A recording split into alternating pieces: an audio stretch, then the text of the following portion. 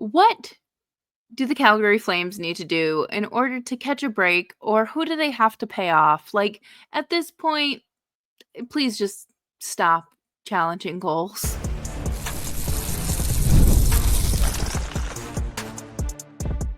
You're Locked On Flames, your daily podcast on the Calgary Flames. Part of the Locked On Podcast Network, your team every day.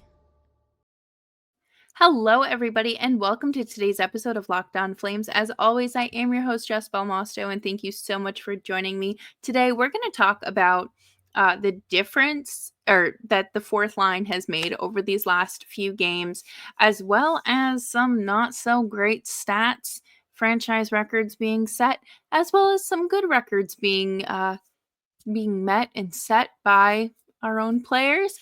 And of course, how do you win against the San Jose Sharks, who have just 20 wins on the season?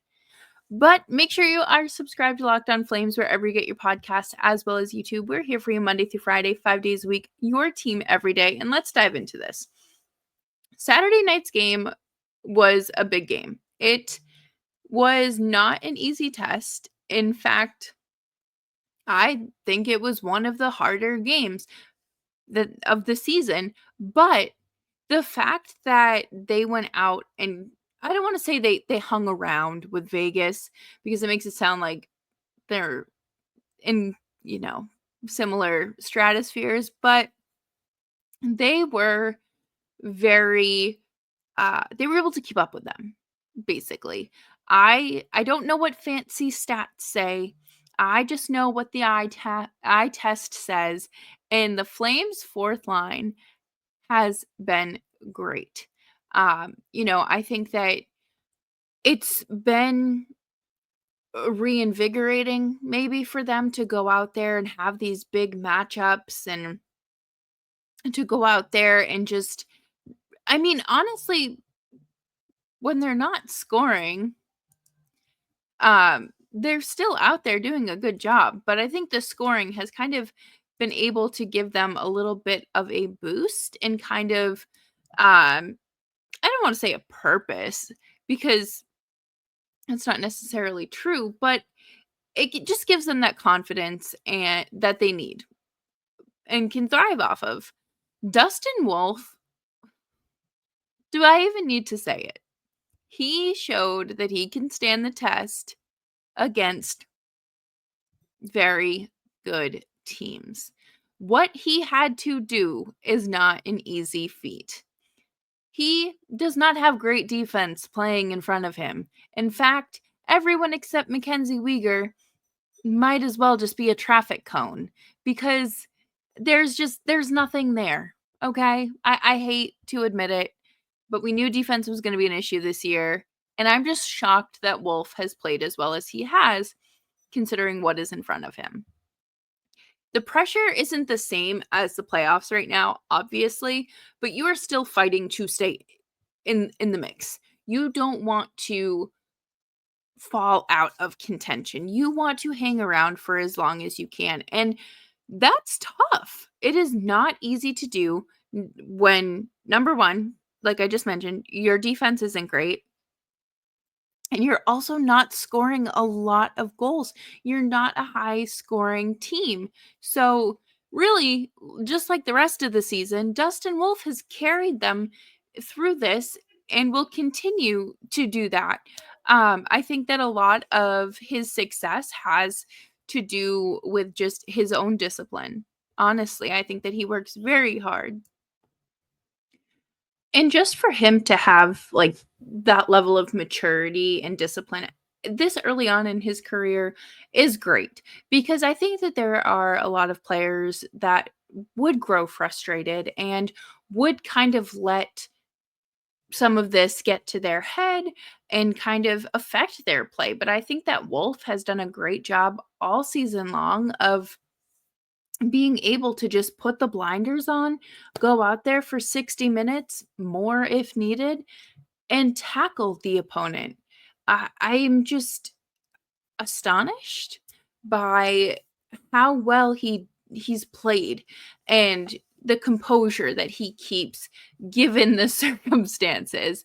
I think you know, obviously bad goals happen, but for the most part, like, there's never been, or I shouldn't say there's never been. It's not like with Markstrom where you knew the first shot on goal of the evening was going to result in a goal for the opponent, or, you know, just or players aren't able to get a super good read on Wolf, and I think that's great. And I hope that for his sake, he does continue to improve. I can see him being an elite goaltender. That has kind of been his his resume backs it up, and now he's finally getting the chance to walk the walk and talk the talk. So I'm really looking forward to it. And I feel like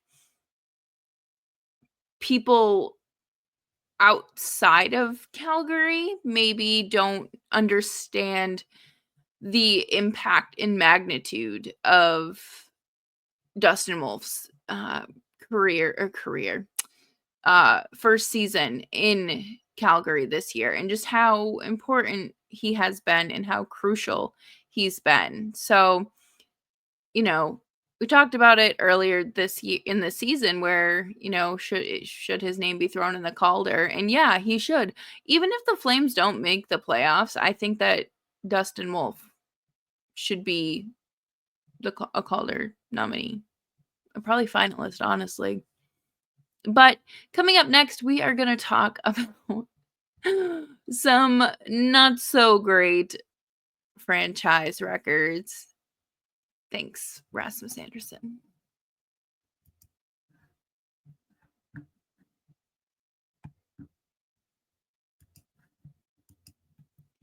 You just realized your business needed to hire someone yesterday. How can you find amazing candidates fast? Easy, just use Indeed. When it comes to hiring, Indeed is all you need. Stop struggling to get your job post seen on those other sites. Indeed sponsored job posts put your post at the top of the page and help you reach the right candidates faster. There is always room for more on a team. The more the merrier. So get the right candidates fast. Now you can speed up your hiring process with a $75 sponsored job credit. Just go to Indeed.com/lockdown right now and support our show by saying you heard about Indeed on this podcast. Terms and conditions apply. Hiring Indeed is all you need.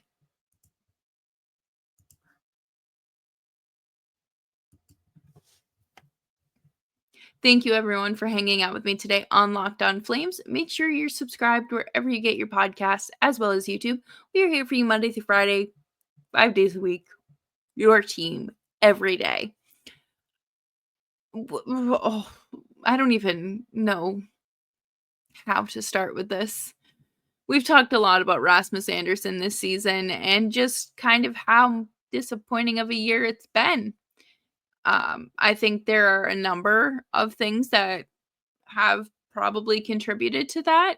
And I think the biggest one right now is he's pretty banged up because he's not at morning skate on a pretty consistent basis.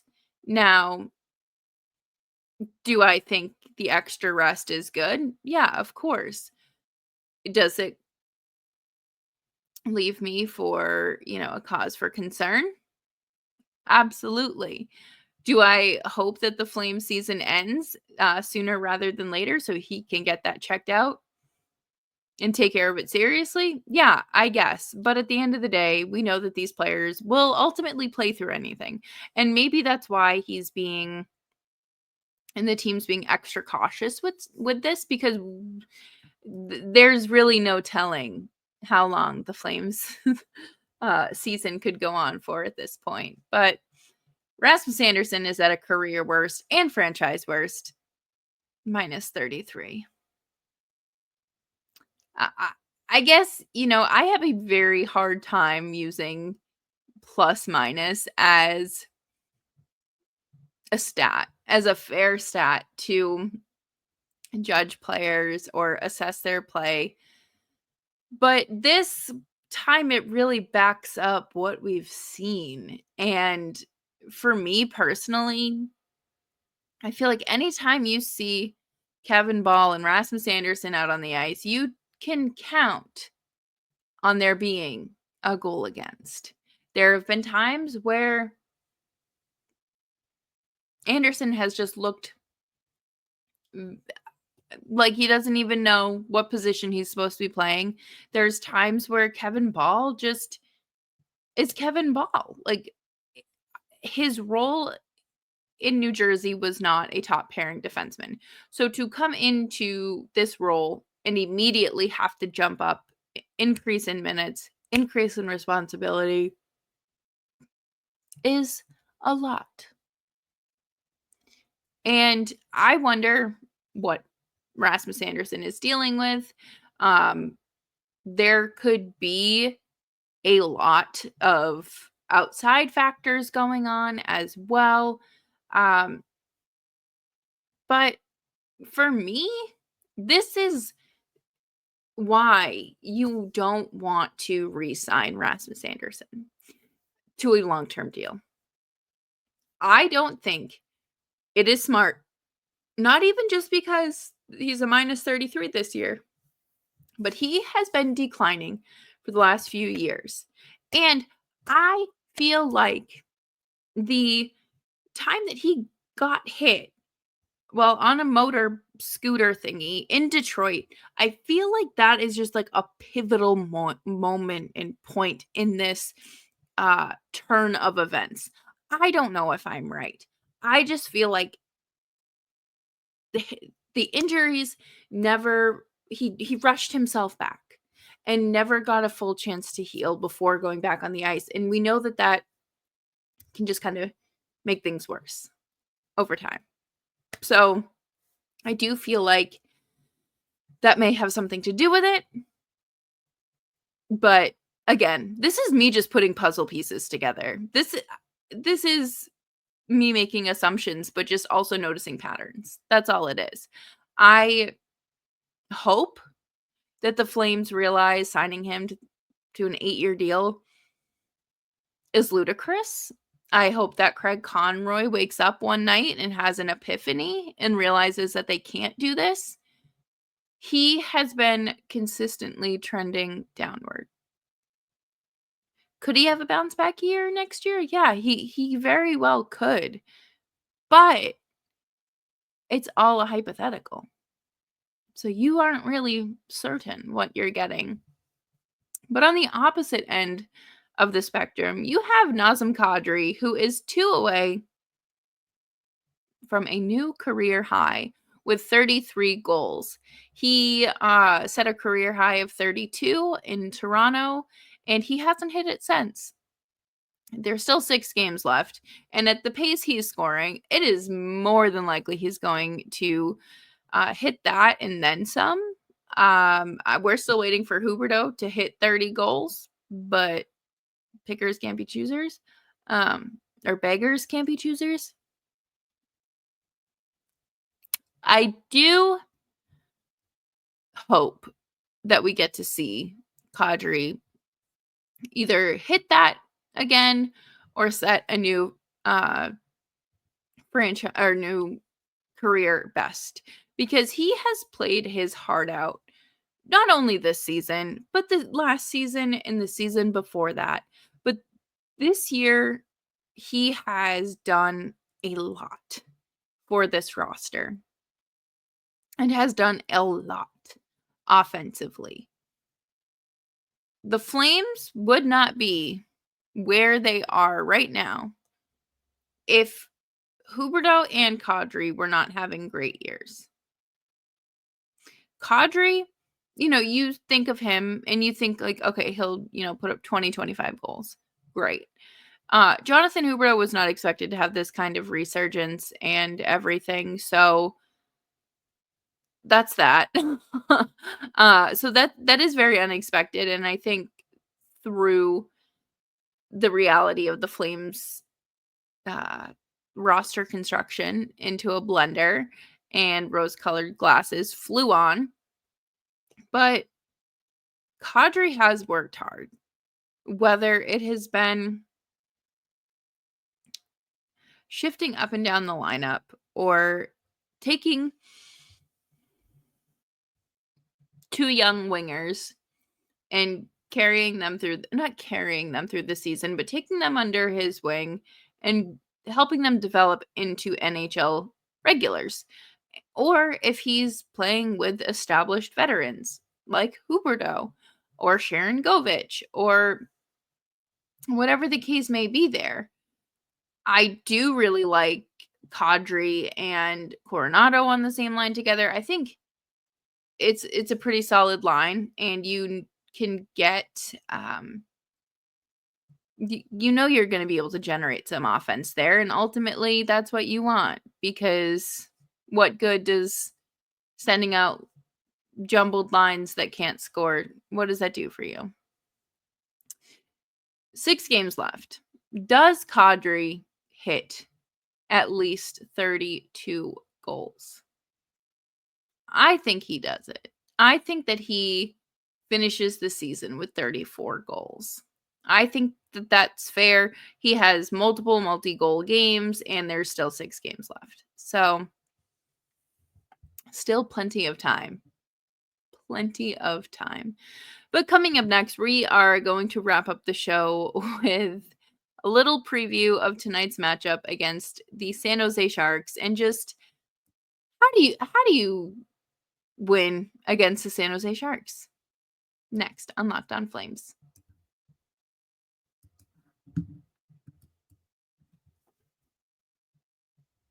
Have you ever checked your bank account and wonder, where did all of my money go? Yeah, me too. Between dining out, online shopping, and entertainment, it is super easy to lose track. And that's where Monarch Money comes in, your personal CFO, giving you full visibility and control over your finances.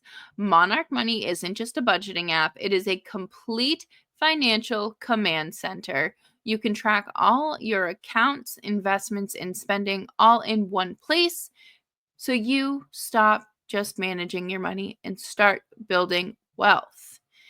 You don't have to juggle multiple apps. You can use Monarch to check in on your finance, plan your long-term saving or long-term goals, as well as track your spending. Managing money with your partner is smoother than ever. You can track shared and personal accounts, set goals, and stay on the same page without the stress. Take control of your finances with Monarch Money. Use code LOCKEDONNHL at monarchmoney.com for 50% off of your first year. That's monarchmoney.com, code LOCKEDONNHL for half off of your first year.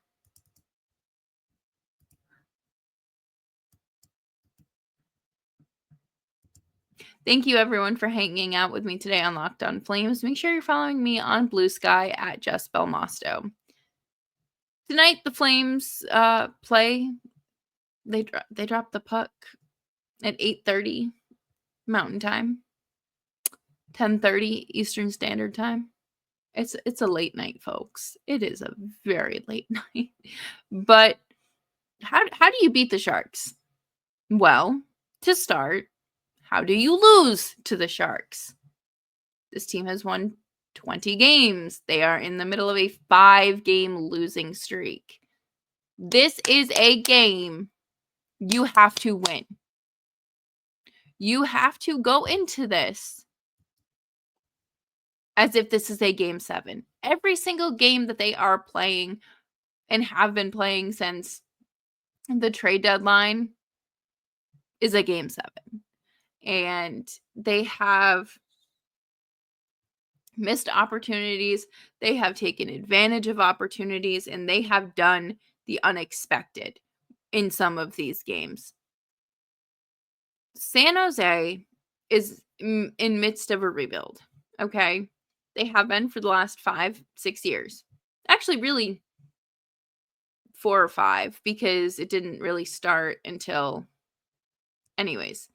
But they have a lot of young talent and very good talent. Will Smith, some kid named Macklin Celebrini, William Eklund. Go listen to Locked On Sharks and you will understand just how good that young group is going to be. I think that the biggest difference is, of course, going to be experience over speed. The younger kids are going to have the speed on their side naturally. And, the veterans might be able to play a little few more mind games or something, or take advantage of weak spots. It is, what's the word I'm looking for? It's a lot more than just a hockey game. I think that, you have to be able to capitalize on these players' not vulnerabilities, but the vulnerabilities in their game. And both teams have really struggled on the power play. The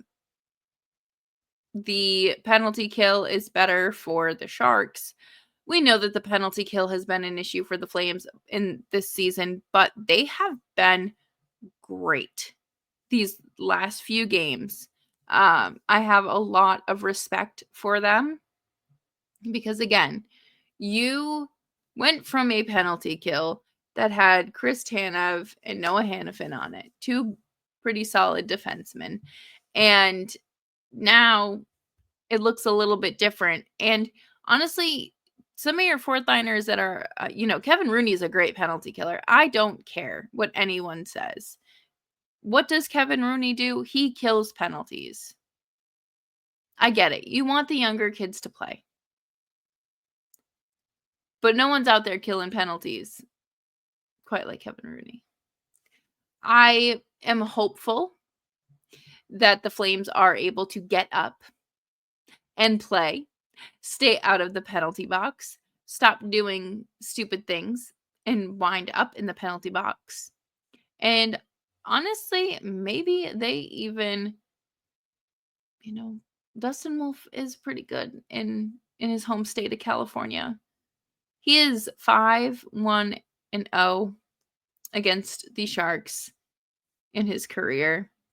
He has played out of his mind every time he is in California. Let me find you this statistic.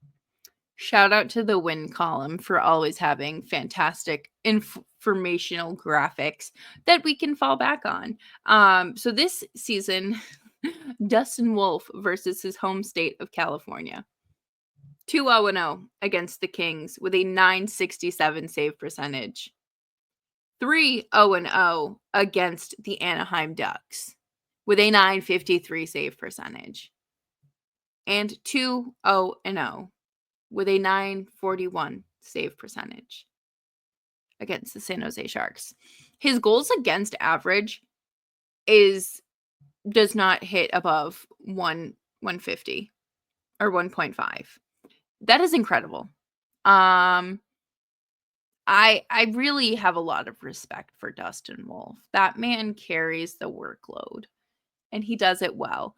I don't want to say he makes it look easy because it doesn't necessarily look easy. It looks very hard to do, but he is just so well positioned with the puck. Does a fantastic job tracking and reading the plays as they come. And I just am very hopeful for what the future holds for Dustin Wolf as a Calgary Flame and then some.